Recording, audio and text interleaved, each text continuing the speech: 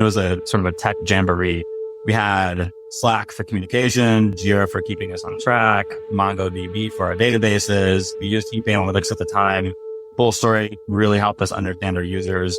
AWS was our cloud backbone, and then design was pretty much everything Figma.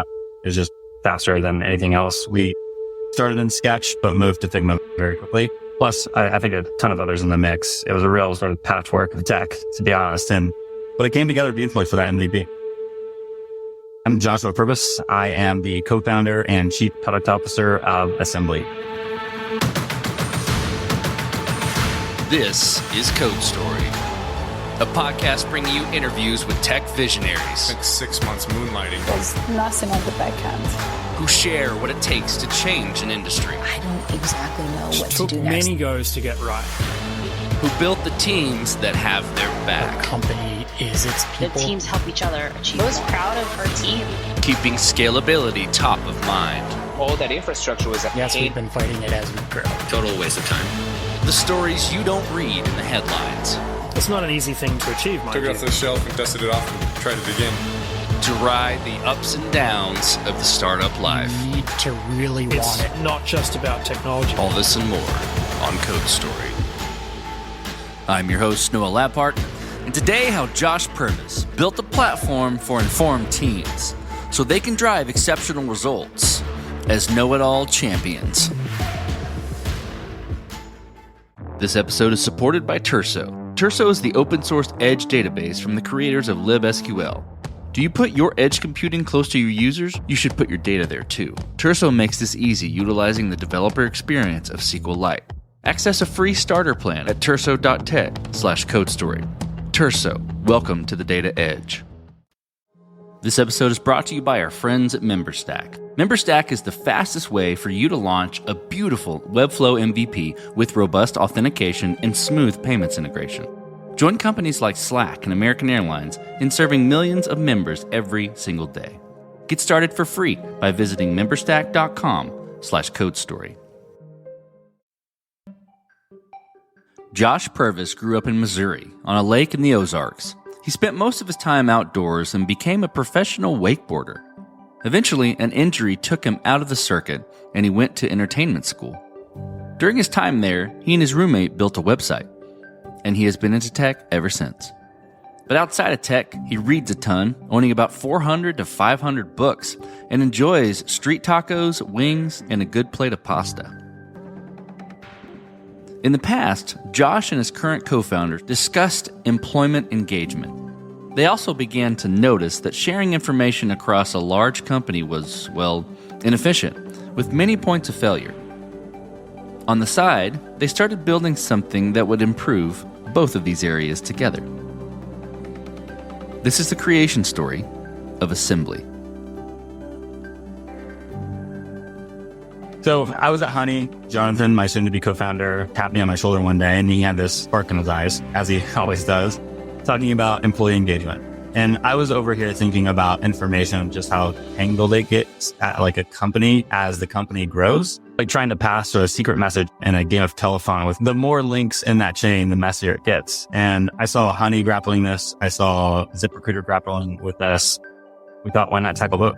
So while I was at Honey pulling some pretty seriously late nights, we kickstarted Assembly on the side. Jonathan was at ZipRecruiter. Our other co-founder, Vijay, he was also at a company in India at the time. We started with something simple, right? Employee recognition. Got a couple of businesses on board, and the wheels just started turning. We started getting some customers on board. But then the whole plot thickened around us, and our users began to ask us for more.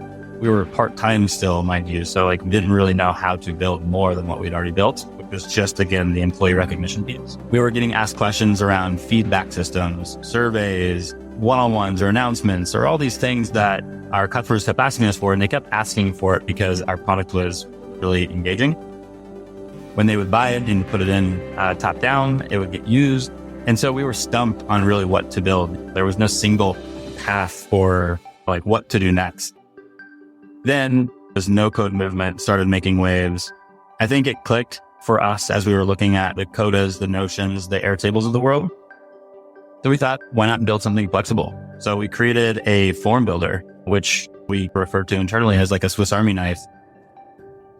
Not only did it keep our recognition letting users happy, but it also paved the way for countless other use cases.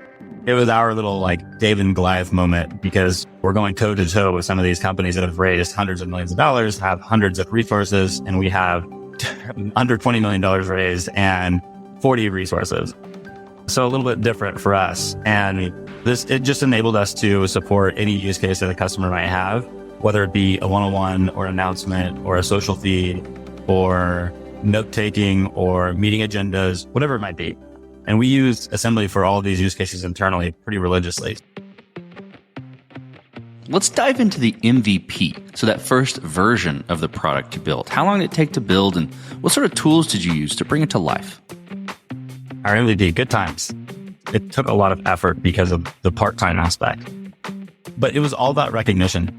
I'll give you a picture to some degree, which is you're in a team, someone does a fantastic job, and you just want to give them a virtual high five. With our tool, you could do exactly that. You drop a message, maybe slap on a GIF for some fun, or GIF if people prefer GIF. And to make it more special, you toss in some points. So coupled with all of that, you stack up enough points and you can actually redeem and trade those points in for some really cool stuff like gift cards, or you can make a donation even to a lot of the charities that we support. Give you a funny example. One of our customers, this CEO happened to actually take one of our like template ideas, which was put the CEO's mullet into a hairstyle. And he went on his all hands and legitimately cut his hair into a mullet because someone had earned enough points to redeem for this. And they redeemed for it. And he actually went through with it. And we got this back as a case study. It was really fantastic. In terms of tools, it was a sort of a tech jamboree. We had Slack for communication, Jira for keeping us on track, MongoDB for our databases. We used Heap Analytics at the time. Full Story really helped us understand our users. AWS was our cloud backbone, and then design was pretty much everything Figma. It was just faster than anything else. We started in Sketch, but moved to Figma very quickly. Plus, I think a ton of others in the mix. It was a real sort of patchwork of tech, to be honest. But it came together beautifully for that MVP. Let's dive into some decisions and trade-offs you had to make. You're kind of touching on some at a high level. Maybe pick your favorite or one or two that, hard decisions you had to make around approach, feature limitation, all the things, right? And specifically, I'm curious about how you coped with those decisions. The ever-present dance of a startup life, right? Our North Star has always been building something sustainable and impactful. But I think as with any journey, there are crossroads. A big one for us, I think balancing team growth and runway, it's like being a kid in a candy store. You want every candy out there, or in our case, every talented person out there, but your pockets don't always allow for it. So we had to be selective to some degree and be really scrupulous in how we hired, because we knew we couldn't hire too much. So we had to compromise on time, for that matter, sometimes. And that was somewhat painful to some degree because we had a lot of stuff that we wanted to develop. Then there's building features. There's these features that get a check mark during sales that are effectively sometimes untouched, not completely untouched, but they might not be used for a quarter or a month at the very least. But it's a bit like having a shiny toy in a Windows store, but no one really plays with it once they buy it. We had a few of those, not always our proudest moments that we had to build some of these things. At the end of the day, like coping with that one is you get money in the bank and you have more runway and more time on book. We'll compromise here and there with some of these projects. I think we try to do our best to avoid them. And if we hear of one of these come up, talk to our customer and try to understand how we can actually really push the value of whatever it is that we're actually trying to build. Coping, I wouldn't really frame it probably as coping. It's more about navigating, I think, the landscape. Like hiking. Sometimes you choose a rocky path because there's an incredible view up ahead. And the challenging decisions, those are effectively the rocks. You take them in stride because you believe in the beauty of what's coming, that sense of purpose, the promise of what's ahead. And that's what I think makes all the tough calls worth it, to be honest. And honestly, when you see the company not just survive, but actually thrive, I think that's the best feeling in the world and all the coping you really need. This episode is encrypted by CipherStash. Data breaches are becoming a fact of life. Know why? One of the reasons is because developers lack the right tooling to get the job done, i.e., encryption at rest tools are complex and inadequate. The solution? Encryption in use with CipherStash. CipherStash uses searchable encryption in use technology, providing continuous and universal protection for sensitive data. With CipherStash, you can turn your existing database into a vault, utilizing zero trust key management, SQL native, and with no code. Though encryption is complicated, CipherStash is easy to use. The tool fully supports SQL via a drop-in driver replacement, supporting the query types you know and love today. And did we mention it's fast? For queries over 100 million records, you can expect additional overhead of less than 1 millisecond. It's a no-brainer. Get started by reviewing their docs or downloading sample projects in Rails or Node plus Sequelize today.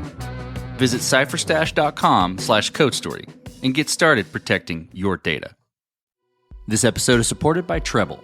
This day and age, APIs are a fact of life. And as such, product and engineering teams need tooling that is lightweight, real-time, and data-rich to help them ship and maintain APIs faster. That's where Treble comes in. Treble is an all-in-one platform for the entire API lifecycle. The product offers world-class monitoring and observability, providing more than 40 data points for each request, enabling you to understand everything from performance to user behavior. Dashboards help connecting your entire team for lifecycle collaboration. Documentation is automatically generated, saving massive amounts of time for your development team with every new release. And setting up Treble? Super easy and fast. In 3 simple steps, you can be up and running with their platform. Their pricing is designed to support API teams of all sizes. So get started with Treble today and automate your API ops. Did I mention they have a free forever plan? Find out more by visiting treble.com/codestory. That's TRBLLE.com/codestory. So let's move forward then. You've got the MVP, it's working, you are seeing some traction, you're getting some good feedback from your users, you're asking for more features. Tell me how you progressed the product. How did you mature it? And I think to wrap that in a box a little bit, what I'm curious about is how you built your roadmap, how you went about deciding, okay, this is the next most important thing to build or to address with assembly. It's been very transformative, to be honest. We kicked off with a very straight recognition tool. That's really all it did. And today we've expanded to this dynamic intranet platforms, a hub for all your communication, all of your engagement, and all of your knowledge discovery. I think balancing between customization and control has been a challenge as we've matured. We aim to offer a lot of the flexibility, yet keep it intuitive so the core functionality isn't lost in the shuffle. But I will say, to the probably detriment of some of our success, I really was anti-pro on lots and lots of customization because I just could not see the value. And we had a meeting with the customer one time where he explained why putting this little graphic on here made everyone's day. And it just clicked for me immediately. It was just like, oh, I see the value in this now and why this little Easter egg moment for your employees really matters. And from that day forward, like the customization has been like top of mind every time we build anything for that matter. And for our roadmap, it's deeply anchored in our mission, which is to save people time and enhance the joy of their work. So every feature we consider is weighed against that mission. It's also about our goals as well. The voice of our users combined with our vision is what really steers our path forward. Then also the little magic key and everything else, and there's a lot of tactical conversations that go behind all that. But we scrutinize our roadmap on a weekly basis. Things change pretty quickly at assembly just due to the nature of, I think, our size, our stage, and the evolution of the product as it continues. So how did you go about building your team? And what did you look for in those people to indicate that they are the winning horses to join you? It's like carefully crafting a mosaic. I won't sugarcoat it. It's been a challenging journey. Hiring is, I think, very hard for a startup, but it's also been the most rewarding part of this venture for me personally. Every individual on our team has had a conversation with me, and that's a tradition I uphold. Every role requires its specific skill set. But when I engage in the hiring process, I hunt for 3 foundational qualities: energy, ability, and integrity. And energy I'm looking because we're on a mission and it requires this relentless drive. I look for individuals bursting with innate energy because I believe you just can't ignite a fire when there's no spark. So you have to have this like inner burn to just get there. The ability piece, I think competence is a given probably for anybody, but I need to know that you just have the base skills and the acumen to excel in your role, to bring fresh perspectives and to really challenge the status quo. And it really takes a lot of understanding of your skill. And then thirdly, there's integrity. And at the core, I think this is just essential to you being a good human. It sounds like very simple, but someone with a strong moral compass often faced, I think, moments where we could go into these gray zones. We've chosen the high road, I think, every single time. And I think it's really important. While we service our end user, our buyer is not the end user. Our buyer is HR or leadership or some sort of administration of the company. And there's all sorts of things we can do with that data. So we have to be extremely careful and I think what road we're willing to go down. After selection, I think my philosophy is really simple. Trust in their capabilities and provide the environment for them to flourish and letting them shine for the most part. This episode was automatically optimized by Cast. If you run cloud-native software on AWS, Google Cloud, or Azure, you know how out of hand the bill can get. This uncertainty hurts your business, but you can solve it with Cast AI. Cast AI automates cloud cost, performance, and security management for hundreds of companies of all sizes. The platform's customers begin saving immediately and cut an average of over 60%. So before you go and sign a multi-year contract with a cloud provider or lay people off, check out what Cast AI can do for you. To get you saving even faster, Cast AI is offering a free cloud cost audit with a personal consultation. Visit cast.ai/codestory to get started. This episode is supported by Terso. Terso is the open source edge database from the creators of libSQL, the popular fork of SQLite. If you put your edge computing close to your users, like with Netlify or Vercel edge functions or Cloudflare workers, you should put your data there too, in order to maximize performance gains at the edge. Terso makes it easy. With a developer experience of SQLite and a distributed database you can replicate much closer to your users than traditional database offerings in the cloud. Terso's lightweight, easy to use, and free to get started. The team at Terso is offering a generous starter plan specifically for CodeStory listeners. Head over to terso.tech/codestory and get started today. That's TURSO.tech/codestory. Terso, welcome to the Data Edge. Let's flip to scalability. And this will be interesting. Did you build this to scale efficiently from day one or with scale in mind? Or have you been fighting this as you grow? And I think that could be organization or it could be technology, really wherever you want to take it. Building our initial MVP, in all honesty, is a bit like assembling a plane while you're in midair. We weren't entirely primed for scale, I'd say, but we were passionate and eager to address sort of their need. So I think that got us ahead of the thought of scale. That initial blueprint was essential. It gave us our first flight or customer or whatever you want to call it. However, our approach shifted dramatically. I think a unique challenge that we grappled with is our product's broad potential.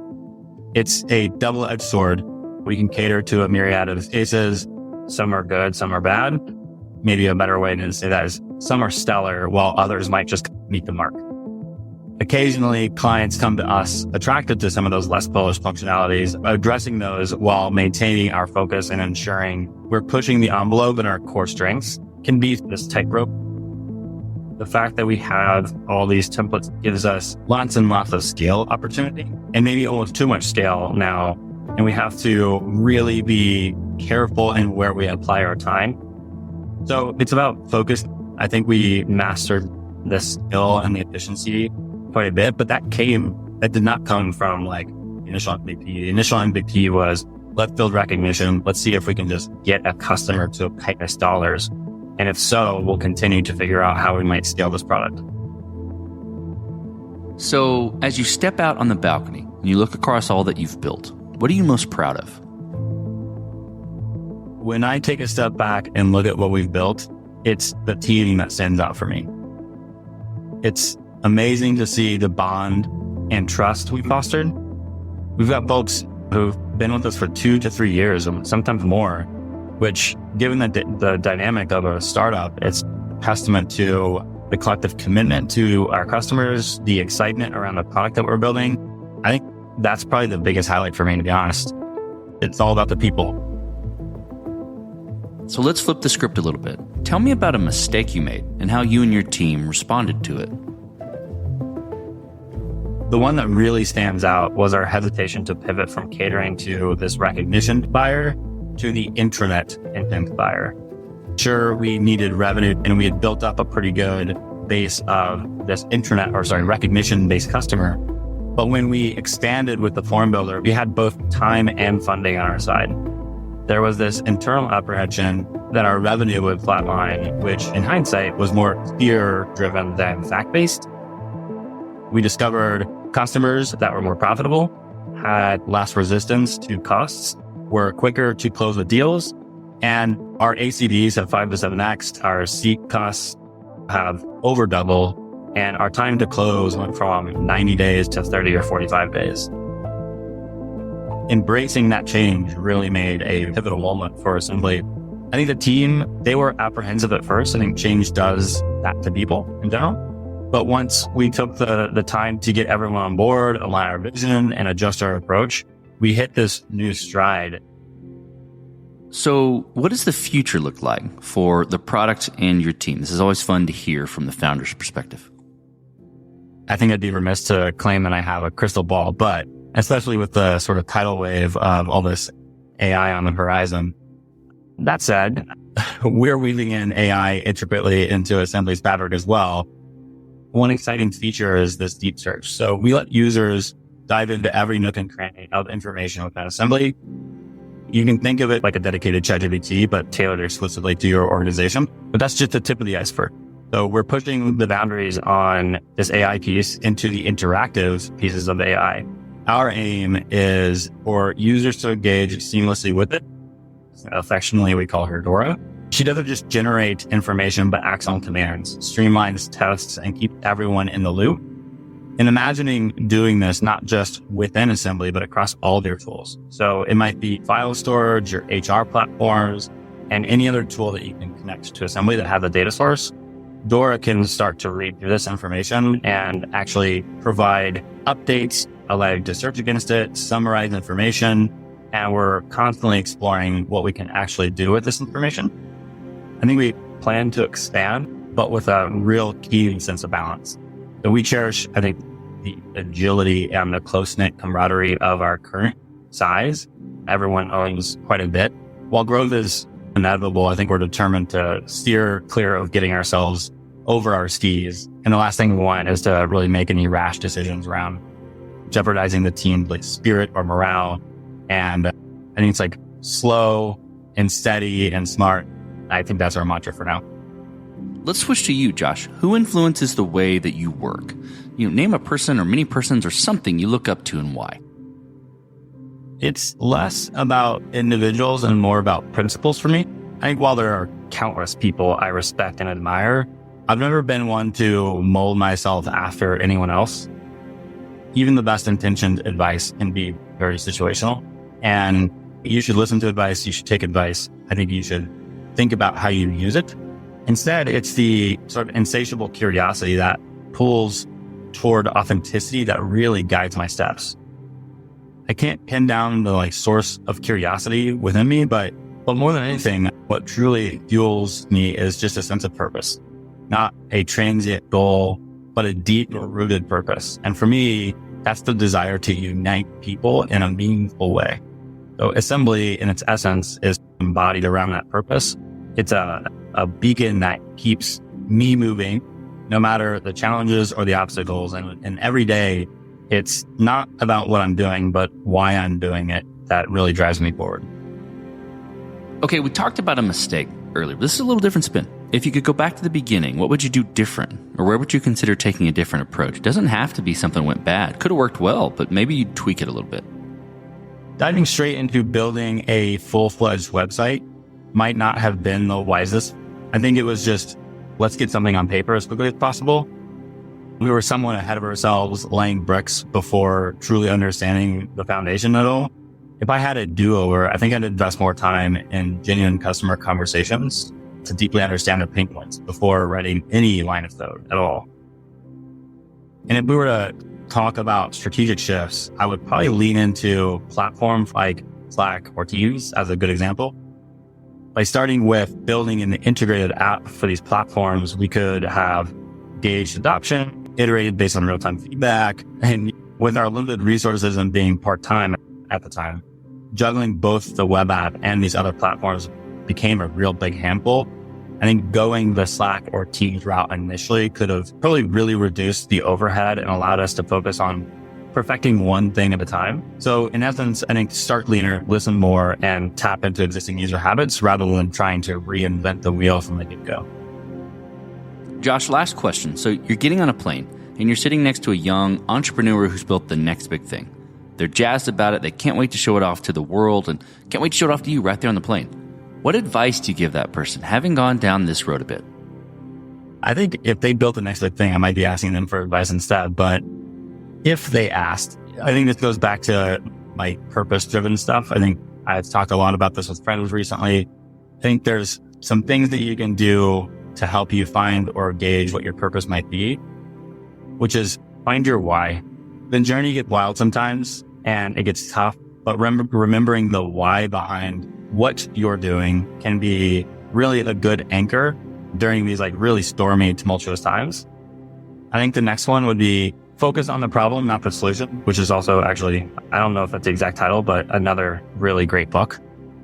The market and user needs just change so quickly. If you're married to the problem, however, you can pivot when needed. Then I think there's cherishing the journey, right? I think this has probably been said over and over again, but it's not about these eureka moments. Entrepreneurship in general is as much about navigating the challenges as it is about celebrating the wins. Valuing effort over milestone in the long run, I think the dedication and hard work you put in will matter more than just hitting milestones. It's the effort.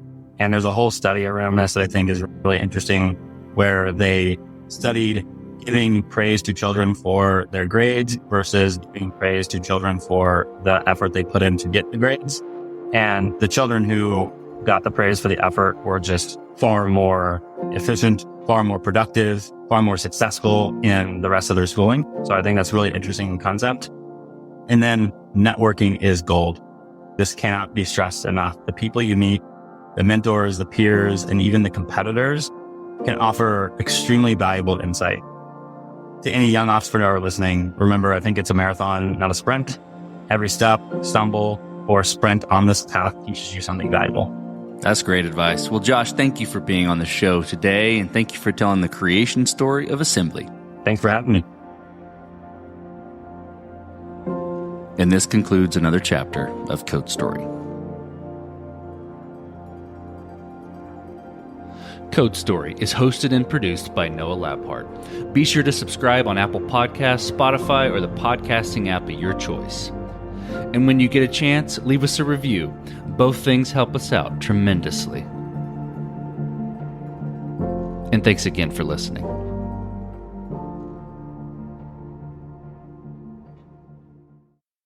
You know where your business would be without you. Imagine where it could go with more of you. Well, with Wix, you can create a website with more of your vision, your voice, your expertise. Wix gives you the freedom to truly own your brand and do it on your own.